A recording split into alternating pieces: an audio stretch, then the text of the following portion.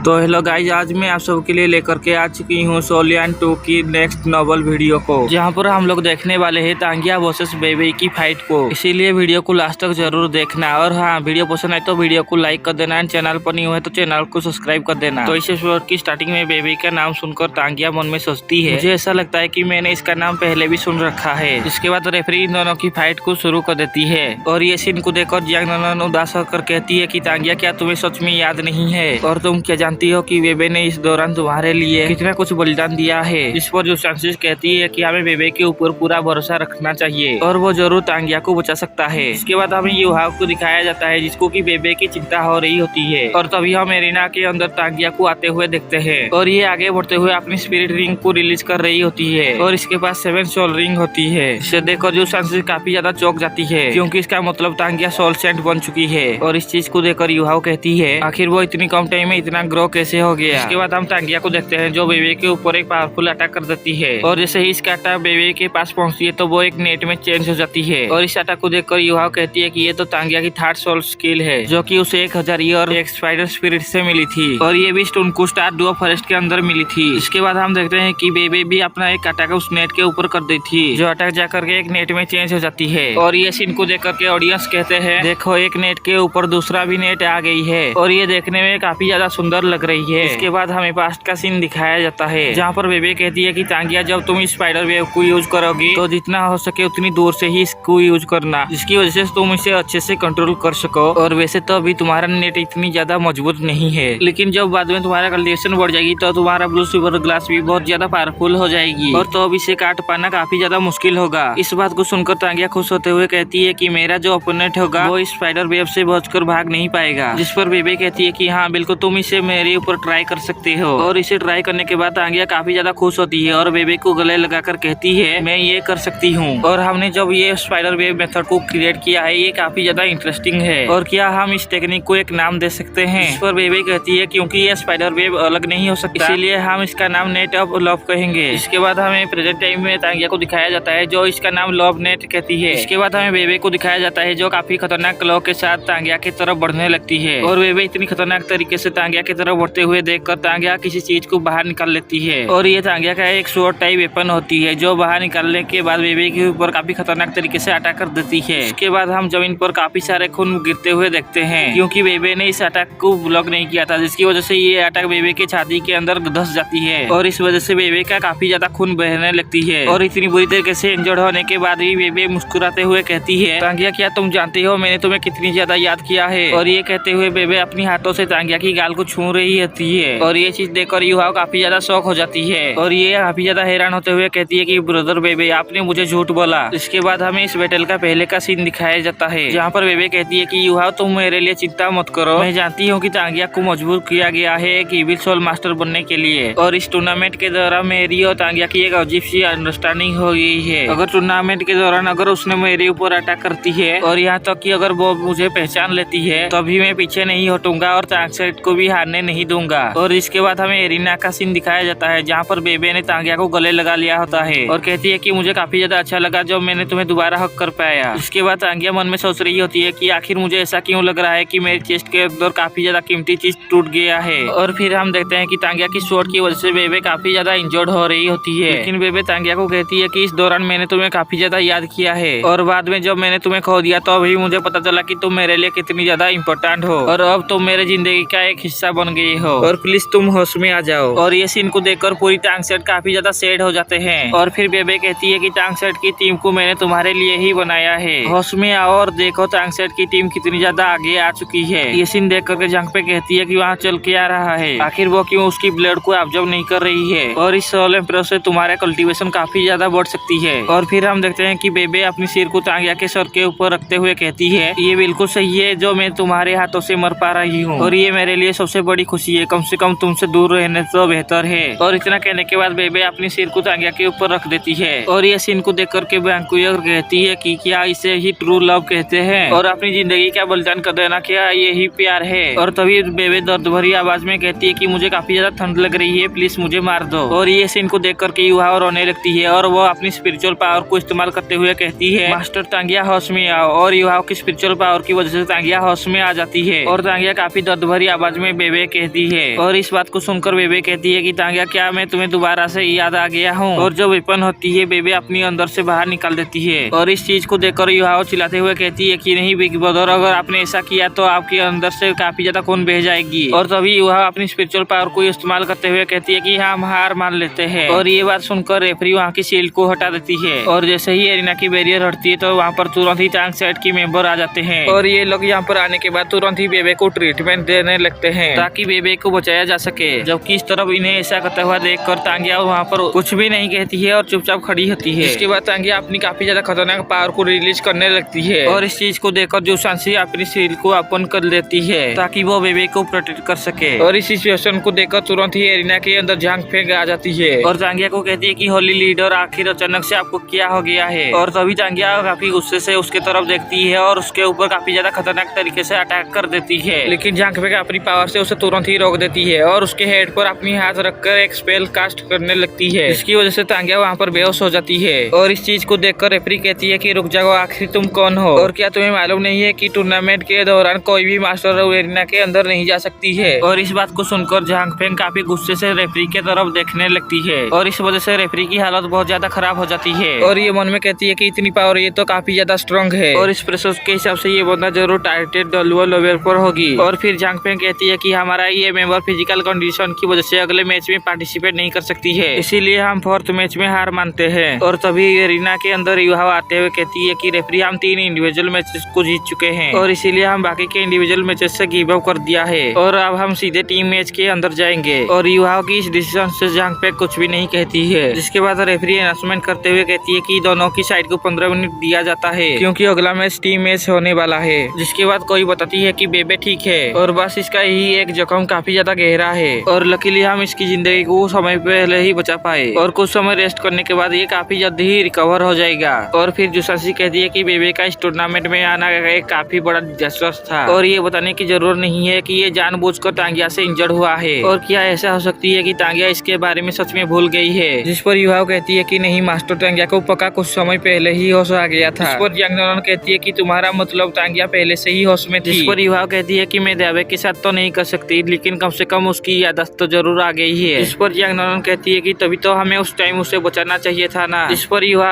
कहती है कि हमें अभी पता चला है कि वो जरा सा होश में आई है, मतलब कि उसे सब कुछ याद आ सकती है और तो हम बिल्कुल भी लापरवाही नहीं हो सकते क्योंकि हमारा जो ओपोनेंट है वो एक हाइपर ड्यूरेबल लेवल की इविल सोल मास्टर है और वैसे भी ये एक सोलमून एम्पायर की टेरिटरी है, इसीलिए हमें एक अपॉर्चुनिटी मिलने तक वेट करना चाहिए। और तभी जूसांशी जी नॉन को अपनी बाहों में भरते हुए कहती है, नॉन तुम शांत हो जाओ और अभी हमारा टीम फाइट होने वाला है और तुम अकेले नहीं फाइट कर रहे हो, सभी लोग अपना अपना बेस्ट देंगे तांगिया को बचाने के लिए। और इस पूरी टाइम के दौरान बेबे तांगिया से जलता रहा लेकिन मैं उनसे काफी ज्यादा बेहतर हूँ क्योंकि चाहे जैसे भी तुम मेरी ट्रीट करती थी कम से कम तुम मेरे साथ थी। और फिर जियांग नॉन कहती है कि अगर मैं किसी दिन तांगिया की जैसे बन गई तो मैं चाहती हूँ कि तुम अपनी हाथों से मुझे मार देना क्योंकि मेरे लिए तुम्हारी बाहों में मरना ज्यादा बेहतर रहेगा। और इस बात को सुनकर जूसांशी मन में कहती है आज नॉन ने मेरे लिए अपनी फीलिंग्स बताई है। जिसके बाद जूसांशी भी रोते हुए कहती है कि ठीक है, अगर किसी दिन ऐसा हुआ तो सबसे पहले मैं तुम्हें मार दूंगा और फिर मैं अपने आप को ही मार दूंगा, जिसके बाद हम दोनों एक साथ ही मर सकेंगे। और इन्हें ऐसी बातें करते हुए देखकर शियो कहती है तुम दोनों बस ऐसे ही जुबान चलाते रहो और तुम दोनों ऐसे ही बातें कर रही हो जिसकी वजह से तुम्हें शर्म नहीं आ रही है। और तभी केतु कहती है कि ठीक है, सभी लोग शांत हो जाओ और टीम मैच के लिए रेडी हो जाओ और युवाओं तुम्हें ही हमें लीड करनी है। और ये बात सुनकर युवाओं भी मान जाती है और युवाओं मन में कहती है कि होली स्पिरिट कर आज नहीं तो कल मैं तुम सभी को तबाह कर दूंगा। और तभी हम बांकुयर को इनके तरफ आते हुए देखते हैं और बांकुयर को देख करके बांग डंगर मन में कहती है आखिर बांकुयर यहाँ पर क्यों आई है। और बांकुयर को देखकर युवाओं कहती है कि क्या तुम श्योर हो। जिस पर बांकुयर कहती है कि मैं तुम्हारी एहसान को लौटाना चाहती हूँ, जिसके लिए युवाओं मान जाती है। इसके बाद टांग सेक्ट और होली स्पिरिट्स की सेक्ट एक दूसरे के आमने सामने आ जाते हैं और फिर रेफरी इन दोनों टीम को एक दूसरे के साथ इंट्रोड्यूस करने के लिए कहती है। इसके बाद टांग सेक्ट अपनी अपनी टीम मेंबर की नाम को इंट्रोड्यूस करने लगते हैं। गाइस आप लोगों को इनका नाम तो मालूम है इसीलिए मैं इनकी नाम को नहीं ले रही हूँ। इसके बाद होली स्पिरिट सेक्ट की टीम मेंबर अपनी अपनी नाम को भी इंट्रोड्यूस करते हैं और फिर हम देखते हैं कि होली स्पिरिट सेक्ट की मेंबर 4 होते हैं क्योंकि 2 मेंबर को बेबे ने मार दिया होता है और तांगिया अपने आप ही एलिमिनेट हो गई थी, जिसकी वजह से इनके टीम में सिर्फ 4 ही मेंबर बचते हैं। मतलब कि टांग सेट की तरफ 6 मेंबर लड़ेंगे और होली स्पिरिट की तरफ 4 मेंबर लड़ेंगे। और फिर इसके बाद इन दोनों टीम को रेफरी तैयार हो जाने के लिए कहती है और फिर होली स्पिरिट सेक्ट की मेंबर को देखकर ऑडियंस कहते हैं कि देखो तो इन सभी का बॉडी कितनी ज्यादा विशाल है। और इसके बाद रेफरी इन दोनों दोनों की फाइट को स्टार्ट कर देती है और इसी के साथ ये एपिसोड भी यहीं पर खत्म होती है। इसका नेक्स्ट वीडियो जल्द ही आ जाएगा, इसीलिए चैनल को सब्सक्राइब करके बेल नोटिफिकेशन को ऑल पे सिलेक्ट कर देना ताकि वीडियो आते ही आप सभी के पास नोटिफिकेशन जा सके। और वीडियो को एक लाइक जरूर कर देना। मिलते हैं नेक्स्ट वीडियो में, तब तक के लिए बाय।